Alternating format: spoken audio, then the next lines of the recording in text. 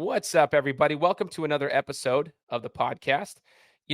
Today's a special opportunity for me as I get to talk to a fellow sports journalist who is, you know, working his way through the sports journalism world. And we get to talk about the evolution of sports journalism, the impact of social media and how that's playing a role in sports journalism as compared to prior, print journalism and just everything in between. Get to learn more about him as a former athlete and where he's from. We're talking sports in California compared to sports in Idaho. We're talking all about it today. We're going to be talking to him about what he's currently doing in his current role, working with Boise Sports Talk, covering athletics in the Treasure Valley of Idaho, and what he intends on doing moving forward and what his goals and aspirations are. We'll learn about his podcast and where we can follow him there as well. It's a really fun episode for me because I enjoy talking to someone that's got a similar passion as I do, who is trying to bring sports to light. They're bringing a light to the sports game, sharing it with the rest of you guys with their passion. And he has a skill set that I do not have, and that is writing. Like, his written journalism is amazing. And that's why I want him to be here on the show to share this with you guys. And you guys need to take notes from him. But before we get into the interview, I wanted to give a word and a shout out to our sponsors, Deluca Insurance Group. Discover the savings at Deluca Insurance. Whether it's auto, home, motorcycle, or recreational vehicles, we've got your back, Idaho. And when it comes to life insurance, trust a local agent who cares about your best interests. Save today and protect your tomorrow with Deluca Insurance. Call Kara Lee at 208-813-7273. Again, massive shout out to Deluca Insurance Group for their support of the podcast. I always appreciate the businesses who are willing to support me and my mission here with the Gametime Guru and this platform so that I can get the rest or get these stories from the guests out to the rest of you who are listening. So again, take out your phones, get your notes ready, because this is the Gametime Guru. So, what time is it? Game time! This is the Gametime Guru podcast, where I interview sports figures from all over the world to help deliver a panoramic view on sports. So whether you're a former athlete, one of the crazies, or simply a casual sports fan, this is the perfect show for you as we peel back the curtains and learn from our guests every single week. I'm your host, Shane Larson, and I'm helping you see sports through a different lens. What's up, everybody? Welcome out to another episode of the Gametime Guru podcast. My name is Shane Larson, host of the show. Almost 7 years running. I always keep saying 6.5 years, but we're actually closer to 7 years running of the show now, and we're in 180 countries, all 50 states. Thanks to everybody who's been tuning in, who has shared the podcast with somebody. Thanks to all of our guests that have joined the show over the last 6.5, 7 years. It takes a village, right? It takes an entire village to kind of help this thing grow, and I appreciate everybody who has tuned in. So with that being said, I just ask, if this is your first time listening to the podcast, awesome. Welcome aboard. We're happy to have you guys here. I just ask that you subscribe to the podcast. All you got to do is hit the subscribe button and then leave us a review. If you're listening to this on Spotify, great. Follow the show and give us a review.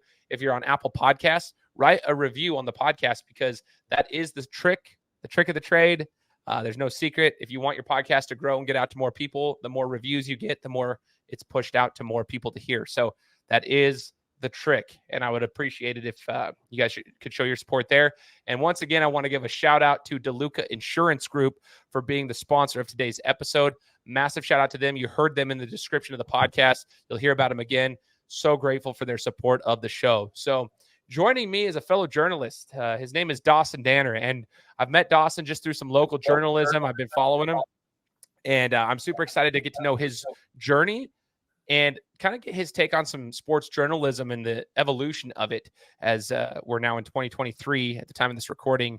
And things have changed in the last decade or so, or even more, in the world of sports journalism. So I'm going to, pick his brain a little bit on that too. So Dawson, welcome to the show, man. Happy to have you here. Thanks for having me. I'm really glad to be here. Absolutely, brother. So give us a little background, Dawson. So where are you from? Because you're not from Idaho. Why don't you give us a little background of where you're from, and, maybe a little bit about your sports background too. Yeah, for sure. So, I'm originally, my family and I are originally from Santa Cruz, California, in the Bay Area. And I actually moved out here in 2016 to Boise. I went to Boise State from 2016 to 2020, graduated right when COVID hit, actually. And, all throughout my childhood, my family was a huge sports family. My dad coached me and my little brothers growing up. I was a 3-sport athlete in high school: football, basketball, baseball. So, was super busy all 4 years of high school. And then I actually came to Boise State and played some club baseball, played on the team there for 3 years. And after that, my senior year, the team kind of slowly dissipated. A lot of my teammates stopped playing. So I took my senior year to really focus on my career path, which is sports journalism. And I did a little bit of coaching at the local high school level. So yeah, that's a little bit about me.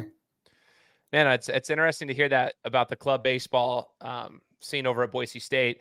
I also fought for Boise State when I was boxing back in 2006. It was my freshman year at Boise State. Now, I didn't graduate college till 2017, but 2006 was actually my freshman year in college. I have a unique journey. But when I was there, I was boxing, and it was a club sport at Boise State at the time.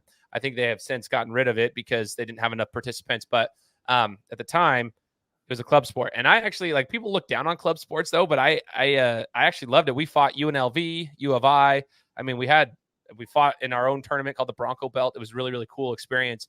We just had to pay for everything is all. So we had to do fundraisers and stuff like that. But I'm curious, what are your thoughts on the club sports experience at the collegiate level? Yeah, the club sports experience, I definitely think it's not put in the same light as obviously college sports, which totally makes sense. But for me, coming to Boise State from California, I saw it as a good opportunity to, meet new people. And I obviously wanted to continue my sports career. I had some offers to go to smaller schools out of high school to play some baseball, but I instead went the route of going to a big 4-year college. And, with the football team at Boise State being as big as it was, the blue turf, all of that. And I also wanted to get out of California. So chose Boise State, and the club baseball experience for me was wonderful. I mean, I met some of my best friends that I have to this day that I still keep in contact with, were members of the team with me. And I also saw it as an opportunity that, my freshman year, I didn't rush a fraternity or anything, but that the club baseball team for me was sort of my fraternity in a sense. So I love that, man. I love that. Before we get into your journalism path, I kind of want to, know from the sports side of things, you were a 3-sport athlete: football, baseball. Football, baseball. Was it basketball? Come on, remind me. Basketball. Yeah. Okay. The 3-sport athlete, though, from your perspective, I like to ask people this question: do you feel like that's beneficial? Because nowadays, Dawson, as you're probably well aware, like, there's a lot of club sports for like AAU for basketball, and football, they've got 7s that they play, and baseball is almost year round now. Soccer, same thing. There's a lot of club sports for these high school athletes. So a lot of kids end up getting siloed into one because they want to compete year round. So it kind of pushes them out from playing multiple sports, or at least especially 3 sports. You'll see a couple dual sport athletes here and there, but I'm curious, like, what was your take on being a 3-sport athlete? Do you feel like it was beneficial for you one sport to the next? And do you feel like that's changed a bit in today's sports world? Yeah, for me personally, it was definitely beneficial for me. A lot of people today might think that it's obviously super, you got to dedicate yourself year round pretty much to sports. And for me, it was like that in a sense, but it also allowed me to, really learn life lessons, as cliche as that sounds, right? And in all 3 different sports from all 3 different coaches in each sport. And I think that it also really prepared me for what I'm doing today, which is, in the real world working now, being able to deal with time management and organization and skills like that. So, but I do agree with you in today's society, which it's funny that I say that because, I mean, it's been 8 years now since I've been in high school, but in today's society, it's definitely, you rarely see multiple sport athletes. And it's one of those things that I know a lot of people in the college coaching realm, some of my old coaches, as well as some of my, family friends that are currently coaching at the collegiate level. And all of them have told me that they agree that when they look at recruits and things like that, they look for multi-sport athletes because it like I mentioned, it shows a lot of like possibility. So Interesting. I would actually encourage the listeners right now, whatever device you're listening on, rewind that. I always tell people this: rewind that specific clip right there and listen to what Dawson just said about what he knows from talking to the college coaching world, in regards to multiple sport athletes. I just rewind it, listen to it, and take notes. And if you aren't taking notes, obviously, if you have a phone, you're probably listening to this on your phone. Get your notepad out. That's the whole point of the show, is take notes and take some golden nuggets away from our guests. That's the whole entire point. So you always have the ability to rewind it. That's the beauty of podcasts. Listen to it multiple times. So, all right. So journalism, Dawson. So that's a focus for me too, right? I went to Boise State. I was a communication major, a little bit of a journalism focus, a little bit of HR management focus. I had a little bit of that in my mind, right? And when I was in school, keep in mind, I was 28 years old when I officially graduated, because I was always working full time. I had a family, and there's a lot of stuff that was going on at the time. But like, even in the time I started college in 2006 to 2017, like, there was so much that changed in journalism. Print journalism, for example, at Boise State, there's the Arbiter, which is the school newspaper. And there was a lot of opportunities to write for that newspaper when I first got there. But I mean, I wasn't at that point yet. Then when I came back to Boise State almost a decade later to finish up my undergrad, it was interesting because the Arbiter still existed, but it wasn't as big of a focus. There were so many people getting internships elsewhere. So that's actually what I did. I actually worked for a company as an intern that was out of Michigan, writing for them. I covered Boise State football for them. I covered Dallas Cowboys football for them, and it was out of Michigan. And I just ended up doing journalism there. I'm just curious, what do you feel like, since going to school for journalism? Have you seen an evolution in the journalism game yourself, just from your personal experience? Yeah, totally. It's funny that you mentioned the Arbiter, because after my first 2 years, so the degree I got was media arts with an emphasis in journalism. But you mentioned the Arbiter, and after my 2 years of taking GED classes and the required classes you have to take in college, I then shifted into focusing on classes that revolved around my major. And one of the courses that was offered was to write for the Arbiter. And that was definitely one of those opportunities for me that I couldn't pass up on, because I was told through the grapevine that it was an opportunity that you could, really show what you're made of in the writing field. And I felt, all throughout high school, English was my best subject, my favorite subject. I was never really a big math or science guy. So I really honed in on my major and decided to write for the Arbiter. And I luckily was able to be a member of the sports section, which I was super excited about. I got all these different opportunities of going to the Boise State men's basketball games and sitting courtside right there with the top-notch media teams as well. And I got to participate in the post-game interviews, press conference room. So that was just a dream come true for me to kind of get my foot in the door. But to answer your question about how it's changing, I definitely think it is. And I've noticed that just in recent years that a lot of it is switching to the media, and newspapers are kind of, going away. And it's funny because when the Arbiter's main focus is that they print a copy. I don't know if they're still doing it to this day, but they print copies and put it all throughout the university at Boise State. And I noticed that none of them were getting picked up by students. And therefore, the Arbiter then transferred into going to Twitter and Instagram and things like that. So I definitely think it's making that transition slowly but surely. Oh, yeah, man. The thing is, we're in a digital world now. It's kind of weird that you say that, because like there is something to having a physical piece of paper, like substance to it, right? There's substance. Yeah. And I remember there's an interesting memory I have from the boxing days when I fought for the Bronco belt, which was my last fight at Boise State. I got beat, but it was cool because it was in the newspaper. It was in the Arbiter. And so we got I remember I took a couple copies of it, and I still have them, of my last fight, and then the lead up to the fight when they were talking about the boxing club and the tournament we're going to have at Boise State. We fought there, and it was really cool to see it in there, so I could actually keep a physical piece of paper. But nowadays, the journalism focus to the digital side, and what you see with that is the attention span. I feel like our consumers of media it's shorter. You have and so you have to catch their attention. You have to do a hook quickly into the story to catch their attention if you want to keep them, because in my opinion, Dawson, is like you get on Instagram and people have like a 3 to 5 second attention span. If you don't hook them in 3 to 5 seconds, they're gone. And so you have to find ways to catch the consumer's attention. And I'm curious, from my perspective, I love seeing the work that you're doing. I came across it as, Boise Sports Talk. Ty Spangenberg from Boise Sports Talk had you come on there and you were doing some written stuff for him. And I saw that on Instagram, and I thought it was an amazing addition to that. I just thought it was cool to see your work.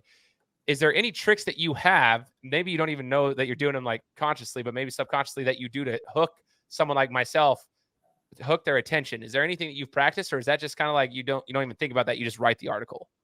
So I've definitely started to grasp on some of those like pointers in recent years, actually. And one thing that I've told myself since getting this opportunity with Boise Sports Talk is I know my articles on his account are kind of mixed in with photos. So what I try to do, and I recommend this for a lot of people when writing any type of paper, is the headline and the sub headline. You really got to make it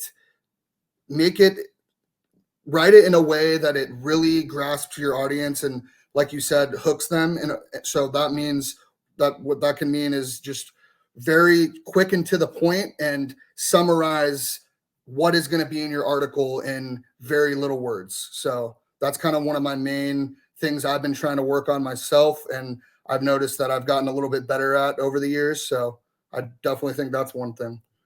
Oh, heck yeah. And I think it shows. That's why I was wondering, maybe you just do it subconsciously, but it shows that you're doing that, because it caught my attention, and I love it. I love like reading through your stuff for the games that you cover. And yeah, it is mixed in with, so I'm glad you brought that up. Like, there's media. It's not just like when you're doing written journalism, sometimes you might have a featured article about you in a newspaper that's a digital newspaper, right? And sometimes that's it. But the fact that like you have to kind of write differently depending on the audience and what you're targeting. And like you just said, the current stuff that you're doing is mixed in with photos. So you have to understand that the person's going to be scrolling through and maybe they want to see the photos. So you got to catch their attention enough to read your stuff before they scroll to the next set of photos. And there's a whole thing that goes behind it. So to that point, from a journalist perspective, you mentioned earlier, like at Boise State, you'd be at the games and you'd be down on the court and you take part in the post-game, press conferences and so forth.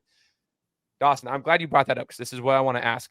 People think that, like, for example, I hear a lot of people say, oh, I could be on SportsCenter on ESPN. And I'm like, well, have you ever read off of a teleprompter before while you're listening to somebody in your ear at the same time? I was like, we used to do those like classes. It is extremely difficult. Actually, you're looking in a camera, which you can't even see yourself. You're listening to your earpiece to hear the producer while you're trying to read a teleprompter and make it natural. And then sometimes your teleprompter goes down, you're sitting here, and there's so much that goes on to things that people don't realize to be an actual good, like, sports journalist, a broadcaster, an analyst. There's more than just talking sports. So the details that go into a game, for example, your press conferences, when you're getting ready to interview someone, whether it was at Boise State or now with the high school athletes, when you're getting coverage throughout the game, are you already prepping your questions? Like, how do you prepare for those post-game interactions with the athletes? Yeah, that's a great question. I still struggle with that to this day. But since I started with Boise Sports Talk, actually, I've started to develop these tricks that I've been starting to like really hold on to. And one of those is when I'm watching a game and, summarizing of how I can hook the audience at the beginning and then make it so they don't lose attention throughout the article. I write a list of players down who I think that could potentially be interviewed after the game as, my players of the game in a sense. And I do have questions prepared, but it's funny that you said that a lot of people today in today's world say like, oh, I could be on SportsCenter. That's such an easy job. Like who the heck are these guys? And I used to be one of those people as well. But now that I'm in this field and starting to like really develop it, I've noticed that it's much harder than you think. And I, like I said, I have questions prepared that I'm going to ask these players and coaches. And when you get, and before it all happens, you're stoked. You're like, oh, I got it all ready to go. And this is going to be super solid. It's going to be fluid. There's going to be no or likes, you know what I mean? And But once you get in the moment, it's one of those things that everything goes away and you have to remember, and it gets stressful at times. So yeah. Oh man, I'm glad you said that. I want people to have an appreciation for the people doing this work like yourself, because you have to feed off of the person that you're speaking to too. So sometimes with what I've noticed, even on my podcast, sometimes I'll interview individuals, especially like the younger ones. They don't really interact much, and so you can't really feel the vibe a little bit. And it sometimes it'll throw you off. Even to this day, I'm almost 7 years of doing this. Like, I'll ask questions and I'm trying to get them to engage. And if they don't, I almost start thinking, like, man, is this a terrible question? Am I doing this wrong? And my head starts spinning in circles. So like when you're doing like live interviews with somebody like after a game, and maybe they're not really engaged, they don't know how to interact, it starts to mess with your head a little bit. You're like, well, I got to get to the next question. People don't realize how hard it is, man. So to that point, I would encourage anybody. This is what really has helped me in my journey: play-by-play broadcasting. Like, there's different networks around here that have a lot of opportunities for people to do play-by-play broadcasting for high school athletics. That has helped me tremendously with a lot of things, like thinking on the fly. But I used to be one of those guys too, like listening to the people on, like, commentators on the games. And I'm like, these guys suck. Like, why are they doing this? Then I did it. And I'm like, it's harder than it looks. Like, it takes a lot to be a play-by-play broadcaster and a color commentator. There's two different skill sets that are involved and required. You have to do ad reads. You have to understand players and their positions. You got to understand the game itself to provide context. It is hard. It's hard, but it does help you like learn on the fly on certain things to say and how to take notes while you're, preparing for certain things, how to fill dead air. There's so much that goes into like all aspects of journalism. Now, I want to ask you, as I just squeaked, I have a cold right now, just so everybody knows. But I want to ask you, did you ever look up to any journalists or analysts or broadcasters or anybody in the journalism field? And that includes, like I said, play-by-play broadcasters, analysts on SportsCenter, journalists that you might have read newspaper articles, like, any of that. That's all part of sports media, sports journalism. Did you ever look up to anybody? Yeah, I definitely did. All throughout high school, I did my fair share of listening to podcasts, and a lot of them due to me being an athlete and, watching football every Sunday and being really, really involved with watching, MLB playoffs is currently going on right now. I'm a huge baseball guy, and as well as NBA. My team's the Warriors, so we've had some good years.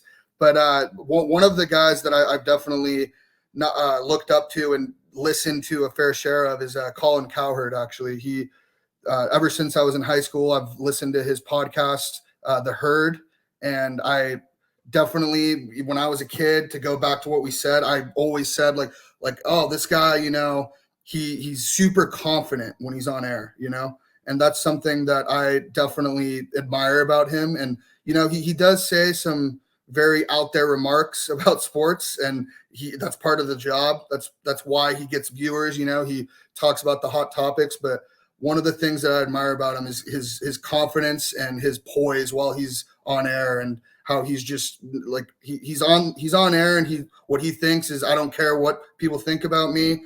I'm going to say what I think, and let's just move on. So that's probably one of the main guys that I've tried to, because I have my own podcast as well. I've tried to frame my confidence based off of Colin Cowherd. So, a quick word from our sponsors.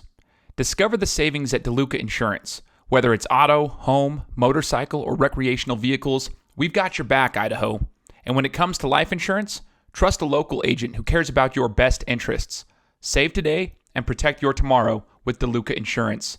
Call Kara Lee at 208-813-7273. Again, that's 208-813-7273. I'm a massive fan of Colin myself. I think we talked about this prior, but I just love everything you said right there. His confidence. I think if I'm speaking to any sports journalist, whether you're a podcast host or if you do written journalism, if you do whatever, right? I would encourage you guys to watch him. Like Dawson just said, kind of study him. I love to study different people, different co-hosts of hosts and co-hosts of shows, producers of shows. I love Scott Van Pelt. He has a different, unique style of how he runs a show, but he designed his show. And then so like, it's cool to see how he's designed it and how he kind of goes through his stuff. But Colin Cowherd has this unique confidence. And like you said, he says some outrageous things sometimes, but he stays behind him. Like, you have to do that as a journalist. You have to be able to stand behind your remarks, whether you're right or wrong. And he says them confidently. The way he articulates his words is awesome. And then he owns it. and then he moves on, and he knows he's not like, it's not the end of the world if he's wrong about a take. Like, go on to the next thing. You know what I mean? So I really, really like that. I want to know what your take is on social media and journalism. We've talked about Instagram. We talked about how you're doing stuff with Boise Sports Talk, but we talked about the Arbiter moving over to Twitter and Instagram and that kind of feel. Like, to me, it almost feels like in order to be a solid journalist now that wants to get like people to read their articles or consume their content, you almost have to build your social media following too. Jay Tust is a good one around here from Boise State's point of view. Like, he has a great Twitter following. He interacts with fans on Twitter about things. Same with BJ Rains. I mean, there's a lot of different guys that are out there doing their thing, but it seems like to me that social media is almost becoming a necessity. And that's something that I struggled with forever. For the first 3 years of my show, Dawson, I didn't have any social media following. I was just trying to put content out and do anything. So I basically just sat there dormant forever. I don't know if you feel the same way and what your thoughts are on social media. Oh, I totally do. And it's funny that it's starting to, go that direction. But when I was in high school, I had an Instagram, but none of my friends were in the area where I was from were big Twitter people until I came to Boise State. Actually, a lot of my friends that I met out here were huge Twitter people. And that's kind of how because I have a lot of friends that are huge sports fans, and that's their outlet of hearing about news going on in the sports world. And I never saw Twitter as that. And it's super interesting that it's becoming just this like ultimate site for people to hear and find out what's going on in the sports world and in the whole world altogether, for that matter. But I definitely think that I agree with you in the way that it's transitioning into strictly social media. And, I've noticed that it's helped me gain my following, even with this Boise Sports Talk gig I got going on. I've people with Ty at Boise Sports Talk. He's, there's this opportunity to collaborate with a post now that's allowing different people to, find out who I am. And I've told Ty how much I appreciate that. And people are starting to know who I am now at the game. So social media is definitely playing a role in my rise in what I'm wanting to do eventually in my career. So. No, that's awesome, man. It's cool to hear your insight on it. I still struggle. I mean, it's one of the things, like, there's a lot of my Instagram. I only have like 4,000 some odd followers on Instagram compared to the people that listen to my podcast. I have a lot of listeners to my podcast, but only 4,000 followers of my Instagram page. And I'm trying to still find the balance, because a lot of them don't cross over. Like, some of them will see my Instagram, like, clips that I do for my podcast. They'll probably see clips that I'm doing right here on the show that'll promote the show, but they don't necessarily cross over to actually listen to my podcast. Not all of them. And vice versa. Like, some of my podcast listeners will never follow me on social media, or if they do, they don't engage with my social media content. And then there are some that cross over. So I'm always trying to find the balance of trying to, like, how do I get those followers to come over here? Or am I just simply building the brand and interacting with my listeners here, and in hopes that one day maybe they'll come and subscribe to my show? I don't know. It's a hard thing for me. I'm still balancing it out too. It's crazy though, the evolution. That's the whole point of this thing, is journalism. It's always changing. But I think what you said there, the collaboration of posts and so forth, it gives a lot of people an opportunity to be seen and work with different brands.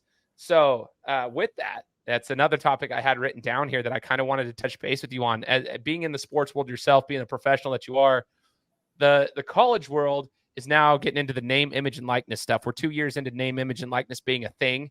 It's been 2 years running now, and they're starting to figure some things out.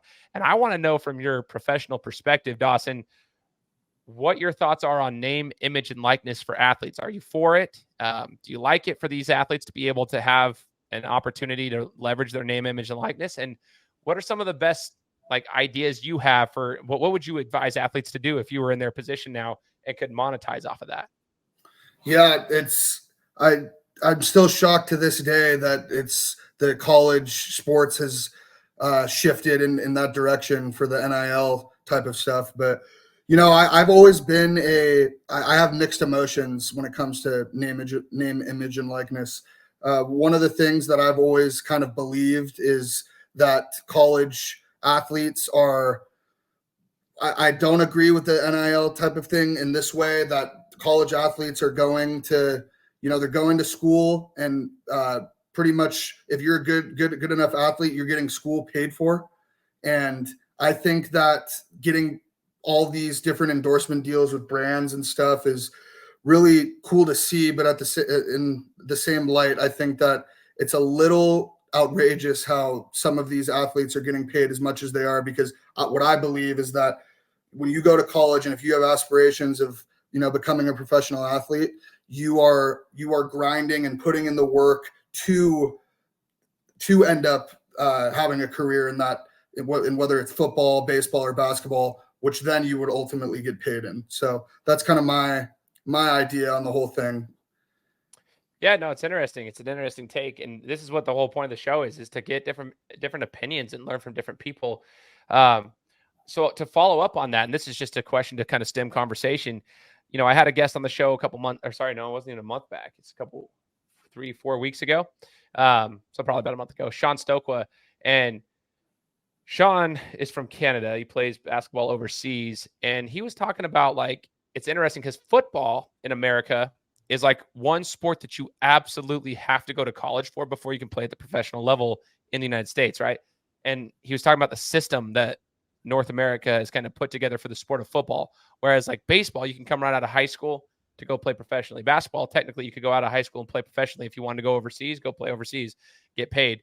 But football, you're required to go to college before you can actually make it to the NFL. It's like a system into the draft, whereas no other countries or anything like that actually follow that model. And so with that being said, have you ever you remember Cardale Jones at Ohio State? I know I'm an Ohio State guy, but he said, we didn't come to play school. We came to play football. You know what I mean? A lot of guys go there just to play for a year or two. That's required. And then they go to the NFL to get paid. Yeah. And so does that, I don't know. I just want to get your thoughts on that concept. It's just an interesting thing. I dive a little deeper than I probably should into sports, but I always thought it was interesting that we force these guys to go to school. If they don't none of them even want to go to school. They don't know anything about school. They just want to play football. Right. So they just go for 2 years and they bounce out to go get paid to do what they're supposed to do. No different than somebody who's an entrepreneur and says, hey, I don't want to go to college. I'm just going to go start my own business, and they can just start their own business to get paid. So I don't know. I was just curious your thoughts on that now that we're in this conversation. Yeah, totally. It's interesting you mentioned that comment from Cardale Jones at Ohio State. It's one thing I've started to notice actually in recent years is there's a lot of these athletes that, maybe had that mindset going into college. Like, yeah, I'm just here to, get my 2 years of credit and then go enter the draft. And what I've noticed is a lot of these star athletes for example, Stephen Curry, he actually recently, I forget how many years he attended Davidson for before entering the NBA draft, but he recently I believe last year, went back to school and ended up getting a degree from Davidson. And I've noticed that a lot of these athletes are starting to realize how important and how good it looks to go back to school and get that degree, and that's why I think that a lot of athletes in today's society have that, mindset going in. Like I mentioned, like, no, we're not here for school. We're here strictly to get noticed and enter the draft. But I do believe that once they, are in the middle of their career and developing into, that star player, they will have that, realization that, oh, maybe I should go back to school and finish it out. Interesting take on that. And I like that because, as you said it, I start thinking about, Shaquille O'Neal, prime example of that. Like, he went back to LSU after, he's got his doctorate. He didn't even have his freaking bachelor's. He left early to go play basketball, but he went back, did his thing. He then owns multiple businesses across. He's definitely into that. There's multiple. J.R. Smith, I think, also just recently went back and did his thing. And Greg Oden, another Buckeye, former basketball player back in my days, my age, but Greg Oden went back to Ohio State to try to finish up his schooling. And Vince Carter is another legend that had done that as well when he was already in the NBA. He went to finish up stuff at North Carolina. Like, there's a lot of examples of guys who have done that, but even in recent times, like, Steph, like that kind of thing. So I appreciate that take. That's awesome, man. Okay. So I want to know, Dawson, right now, like you said, you have a podcast. You're used to doing, voice, content as well as written content. When you go to these games, you do write-ups, you do interviews with athletes currently, like high school athletes and so forth. For me, and actually, I don't want to talk about me. I want to ask you specifically, what do you feel like is more of your passion? Or are you still trying to find that out? Like, what do you feel like you're more comfortable and passionate about? Is it more of the voice side of things, or is it more the written side of things? It's an interesting question. So I started up this podcast with one of my good buddies. His name's Mario Edwards. I met him my freshman year at Boise State. We went through college together, graduated both in 2020, and he actually has he's actually in physical therapy school right now. So he's really busy, and so getting with him to do podcast episodes has been a struggle as of late. But now that football season is underway in the NFL, we're getting back to trying to do it weekly. But we started up that podcast, because I lived with him for a couple years, and we pretty much did what people do on podcasts nowadays when it comes to sports. We'd be sitting watching, football on Sunday and talk about different topics going on, like, for example, this past weekend, the Zach Wilson with the Jets, like, is that really a good fit in the long run? Like, things like that. We would have just a couple years ago, we would have talked about that anyway. So we saw the podcast as an opportunity to really show our other friends and family that this is a really big passion of ours. We feel that we're knowledgeable in the subject, and we felt that we can really show what we're capable of on air and things like that. But to answer your question, I definitely think that my writing aspect is something that I can see myself pursue in the long run. And I think that comes from strictly just being around the game and attending sporting events that I'm able to see with my own eyes, and being able to, just break it down in words that are strictly coming from me. I see that as just super fun. I get a kick out of it so much. I mean, there's a couple big high school games here this week in the Boise area that, I pretty much count down the days of the week until those games, because I'm just stoked to give those guys coverage and, show what I'm capable of to people around the area. So. No, that's awesome, man. It's super cool. As you start to go through your journals, I'm in a similar boat. Like, I'm still learning my stuff. There's a reason I do the podcast, though, and not writing anymore, because I wasn't good at it. But I have so much respect for people like yourself who are good at writing. I have a couple friends, Brandon Walton being one of them, they're good at writing, and you're one of them. It's like, if you have that, it's a whole skill set that's required. I remember when I was writing for that website, it was called isportsweb.com.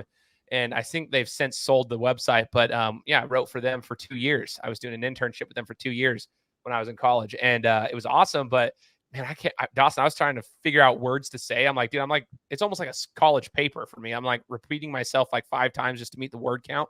I'm like, I'm not good at writing. There was this epiphany that I had once. I was like, I'm not good at writing. And I honestly wasn't even good at podcasting yet either. I wasn't good at writing. And so I had to really hone in on the podcast side of things. But that's where I had to take that path. So it's kind of cool to see what your passion is and stuff. And I have a lot of respect for guys like yourself who can do that, who can get the written word out there and really display what they want to display, like in their wording. It's amazing. Super cool what you're doing. Now, the other part of journalism, what I've learned, I want to see, what your take is you're kind of like a one-man show in the journalism world. And I learned this from Jay Tust when I had him on the show about 6 years ago. Jay Tust covers Boise State athletics for KTVB. Okay, he works for KTVB, but he covers Boise State athletics. Sometimes you have to run your own social media. You have to do your own graphics. You have to do your own producing and editing of your films. You have to do your own written content. The budget inside of sports media is relatively low compared to most journalism. Sports media has like a very, very low budget across the board, especially in regional networks. Sure, the ESPNs and the CBSs on the national landscape probably have a budget for it, but even then they're cutting people because their budget's low. And so a lot of people have to put on a lot of hats. So for me, one of the things I've learned, and Ty Spangenberg has taught me this a lot in the last 3 years, is social media content. I've gotten a little bit better with my creatives, but I have to make all my social media clips. I have to do all of that, whereas some people will hire stuff out. But as a sports media guy, I have to do my own stuff. Like, I have to do a lot of this, making my own graphics, making my own shows, scheduling my own guests, like all that stuff. your take on it. I want to know like what you felt in this and what have you improved on from day one until now in regards to the different things that you have to do to kind of build your brand. Yeah, I think that for me personally, I'm kind of in a very fortunate boat where, being a part of the Boise Sports Talk team and, what Ty's doing to build his brand. And I think that what I'm able to do is it's a two-way street where I'm kind of, being able to showcase my skills in the writing aspect of things and post-game interviews. And I'm able to give Boise Sports Talk as a platform a new type of addition to its brand, because before me, that's kind of why I reached out to Ty and Boise Sports Talk. I heard through the grapevine how big it was just booming in the area, and how Ty has developed into pretty much the top sports media outlet in the Treasure Valley, I would say, on Instagram at least. And I saw it as an opportunity to reach out to him and offer a helping hand, and tell him what I can do to really help improve his brand and gain him more, clout and some followers and stuff like that. And I feel that I have done that. And again, I can't thank him enough for bringing me on. I mean, I was pretty much a stranger to him. He could have told me, he could have kicked me to the curb and said, no, I don't need you. But I met up with him, showed him some of my work, and he told me that it was a great opportunity to, for me to come on the team and showcase what I can bring to the table. So for sure. I mean, we're giving a shout out to Ty in this episode, and I have a massive respect for Boise Sports Talks, like the page, but Ty as a human, like just what he's been able to accomplish. I've been following Ty since he started his page, and I don't know, what is that, 5-6 years? I don't know. We've been following each other since then, and I worked with him as well for 2 years. I love what he does. He took a unique route too, Dawson. Like he's like, hey, I'm going to start an Instagram page, and I'm going to cover sports from Instagram. Like nobody at the time was doing that. No one. Yeah. Nobody was covering it. And he was given College of Idaho and all these other schools like coverage that nobody else was giving. And it was through Instagram. And everyone probably thought, like, the traditional media outlets were probably like, this is stupid. There's no website here. There's nothing here. Well, guess what? Things have changed. Guess who's on top now, right? Like you just said, he's got the largest media outlet in the area, if not the state, as far as like his reach and what he's covering. And he did it his way. And I think that's awesome. So that's why I'm so stoked to see that you've, added value to what he does. Because currently he doesn't do a lot of write-ups at all. He doesn't have any like written content. And that's where you came in and helped out. I thought it was like bang, bang, like perfect for what needed to be on that platform. I think it's a super cool team. You're from California. I'm actually heading down there this weekend for a Cowboys game against the Niners. So I've never been to Levi Stadium, but I'm looking forward to go and check this out. But I want to know your opinion on sports in California compared to that of Idaho, especially at the high school level. You competed at it. So you can be honest, because I got listeners all across the country, but a lot of them here in Idaho. I want you to be honest, though, Dawson. What are your thoughts on high school athletics in California as compared to that in Idaho? Totally. I feel like I'm coming from a different perspective. I say that I'm from Santa Cruz, California, but for those out there listening, if I doubt anyone knows this town unless you've been in the area, but I'm actually from Scotts Valley, California, small town right outside of Santa Cruz. I attended Scotts Valley High School all 4 years, and it's a fairly small school compared to, your Long Beach Polys out in Southern California and stuff like that. So for the attendance and things like that and how big sports was at my high school and in my town, I definitely think that it could have been better, and coming out here to Boise, I didn't really know what high school sports was about until I got into coaching at the high school level. I coached for both Timberline and Eagle High School for baseball. And then I didn't really pay attention to anything football related, but now with the high school football season in full swing, I'm there participating and being on the sidelines for the Boise Sports Talk job. And wow, I'll tell you what, man, it's crazy to think that me being from California, that I would say that high school sports in Idaho is bigger than where I was from. And I can honestly say that. And actually, there's been a couple high school football games. For example, just last week, I went to the Eagle versus Boise High football game, and it was the last two undefeated teams in the state, the top two teams that were ranked in the state, and that people showed up and showed out for that one. I'll tell you what, and it was so cool to see how even in Idaho that it's as big as it is. And I think that a lot of people, when they think of the state of Idaho, I know you said you got listeners all across the world, they're going to be wowed by my comment. But yeah, I can honestly say that it's really cool to see how even in the state of Idaho, which to some people is known as, the state of potatoes, that it's really showing out for their high school athletes. So I appreciate you saying that, man. I think it's really cool to have that perspective. It might not be at the Texas level, right? But I think since I graduated high school in 2006, that was my 2005, 2006 was my senior year of high school. It has grown so much. And I was an athlete all through high school, and I don't want to knock on any of the guys we had a great football team. They were ranked in the top 30 of the country at the time. My senior year, they won state. My basketball season, we were pretty good, but we knew it was Idaho. Since then, though, in 18 years, whatever it's been, 17 years, it has changed immensely. And I try to tell people this when we go and coach basketball. I coach basketball at the club level, so the 17-year-old kids, like seniors and unsigned seniors, when we go and travel, sometimes we don't match the eye test. Right? There's a lot of times where we go in there and our tallest guy is 6'4", and that's their point guards are 6'4". Sometimes in California, Vegas, Arizona, we don't match the eye test. We don't pass that. They'll look at us as oh, this team from Idaho, and then we come out there and we compete very well with them. So I just wish more people had more respect for athletes in Idaho, and it's good to hear that perspective from you, Dawson. I want to get a couple of questions from you as we come to the close of the interview. Just getting to know you as a person. What's the biggest life lesson? You mentioned life lessons earlier from playing sports, competing in them your whole life. What's the biggest life lesson that sports have taught you?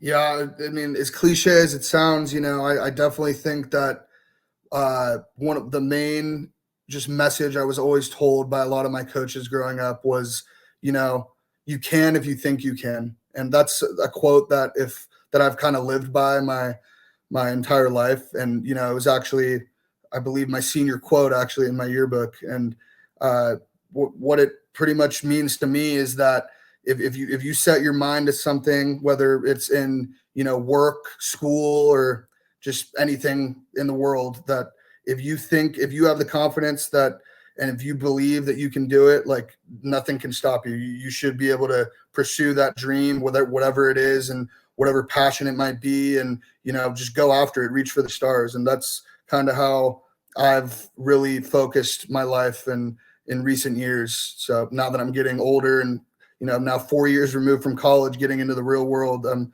trying to live by that quote a lot. So I love that one. Here's one for you. Who's the biggest mentor in your life, and what did you learn from him? Yeah. So, I'd honestly say that my biggest mentor in my life is my dad. And again, that might sound like a cliche answer. A lot of people would say that, but for me personally, he put me in, he was a wonderful dad growing up. He coached me all throughout Little League, all throughout Pop Warner and football. And he was actually one of those coaches that, when I was playing, I never really called him dad. I always saw him as a coach. And he was one of those coaches that told me that quote.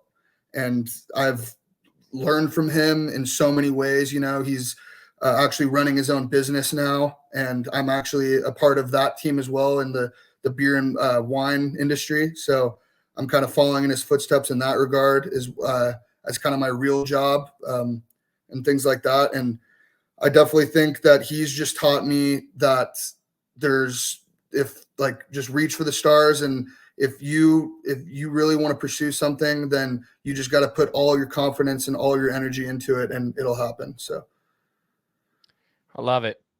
What was your favorite memory through athletics, whether that be through as an athlete yourself or as a journalist? Yeah, I'm gonna go athlete wise here. You mentioned earlier that you've never been to Levi Stadium. My senior year of high school, my football team was given this just amazing opportunity. They they pretty much in 2015, I believe it was, they put all the local high schools around Santa Clara in a raffle pretty much. And they drew 8 teams out of the hat and it was the year that the Panthers and Broncos played the Super Bowl that year. And they did a little Friday night light shootout between, they had 4 games, slotted all in the evening time. I think the earliest game was at 3:00 and the last one was at 9. And my team actually at Scottsville High School, we were given the opportunity to play there my senior year.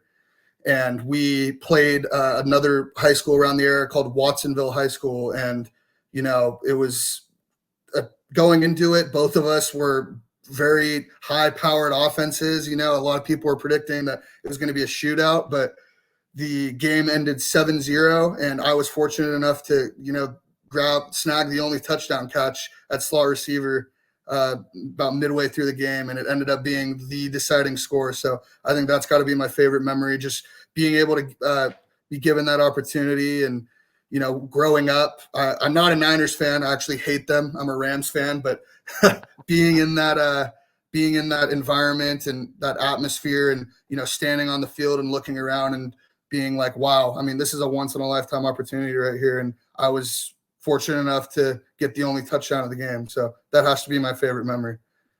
Dude, no doubt. That's so sick. I love that. Those are the cool things that sports bring, dude. Memories like that. I had no idea. So Dawson, what's next for you in your sports journal? If you can look, 5 years down the road from now, do you have any goals in regards to your journalism career and what you'd like to be doing? I know you're working for your dad too on that side, and probably trying to evolve in your career path there as well as in journalism. If you could look 5 years down the road and say like an ideal goal, what could we expect to see from Dawson Danner in 5 years?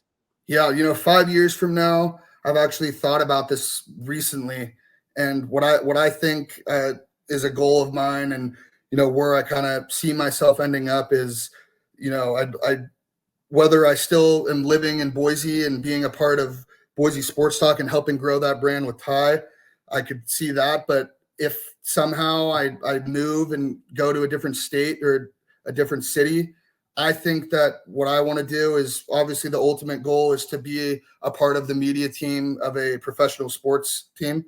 Obviously moving back to, San Diego or like in Orange County, that area in LA, I really could see myself end up there. But if I were to just stick around and move to, another city that's kind of lacking in the sports media coverage field, I definitely could see myself, maybe starting up my own thing that kind of like Ty did. And I'm not too big into photography and video and all that, but so if I did end up going that route, I'd have to find, some people that are masters in that category. But I think that I could definitely see myself having the passion of giving another small, city in coverage when it comes to high school sports and high school athletes. Heck yeah, dude. Heck yeah. I love it, man. Well, Dawson, like if we want to follow your journey to see that, where can we follow you? Do you have any social media websites, anything? I want to hear about your podcast. So tell us where to follow you and what the name of your podcast is so we can put the link here in the description. Yeah, totally. So my Instagram is pretty standard. It's just my name, Dawson_Danner. And my podcast, we actually have an Instagram as well. We just launched it about a couple months ago. And due to some copyright issues, we did have a previous name called Going for Two, but we switched it up and thought that, me and my buddy Mario, both being from Boise, and, he's my boy, I'm his boy. We changed our name to Boise Boys Podcast, and Boys is actually spelled BOIS. And on Instagram, you'd find us at boiseboys.podcast. So we really appreciate any support, and we're definitely just getting things going and starting to grow our platform. But we got some really cool things in the works, and we're really excited. We're stoked to really give our viewers a voice and things like that. So Heck yeah, man. I'm going to put that here in the description. So the listeners of the podcast, please check the description at this point. You can see the links to not only Dawson's personal, Instagram page, but the podcast page. And I'll also link the podcast itself there too. We want you guys to go listen, support. That's the whole point of having guests on the show. You get to learn about them and then, follow them in their journey and follow them and support them in what they do. So Dawson, I just want to say thanks, man. It's been fun chatting with you and getting to know you. And I just appreciate you joining the show, brother. No, I appreciate the time that you gave me today. And, those out there listening to, Gametime Guru, I just recently found out about him and, being in the area, and he knows his stuff, man. And he's really giving, talk about confidence, man. You're starting to, I've been listening to your stuff and you're starting to become a mentor of mine as well in that area. So I really appreciate you giving me the time slot and being a part of your show. And I can't wait to see what's to come. I appreciate you, brother. You're the man, dude. I appreciate the friendship. And yeah, there's more coming down the pipeline with us, man. I'll be chatting with you soon. But yeah, for everybody listening, hopefully you enjoyed it. If you did, like I said in the beginning, please leave us a review. Just let us know what you thought about the conversation with Dawson, and then hit us with that subscribe so that you can follow us, because we'll be coming to you next week with another interview. Take care. Guys, thanks so much for listening to another episode of my show. Now, if you could go and do me a favor, head over to iTunes, give me 5 stars, and leave me a review. It would be greatly appreciated. Thanks, guys. Appreciate your support.